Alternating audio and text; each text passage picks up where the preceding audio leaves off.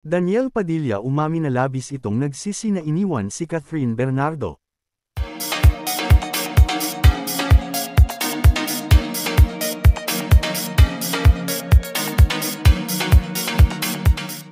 Hindi matapos-tapos ang mga usapin patungkol sa hiwalayan ng dating kapamilya at real-life couple na si Daniel Padilla at Catherine Bernardo. Marami ang hindi makamove on sa pangyayaring iyon nang maglabas ng statement ang dalawa sa kanilang social media account.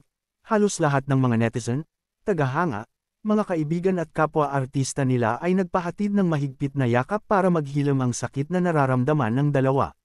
Samantala naman itong si Catherine Bernardo ang pinaka-naapektuhan sa hiwalayan nito kay Daniel Padilla, matapos itong isugod kahapon sa ospital. Ayon sa mga haka-haka ay hindi daw umano matanggap ni Catherine ang nangyari sa kanila ni Daniel Padilla. Sobrang apektado naman itong si Daniel nang malaman na ospital si Catherine. Ayon pa sa nakalap namin na balita ay may inilabas na statement si Daniel Padilla na inamin nitong nagsisi siya na iniwan si Catherine.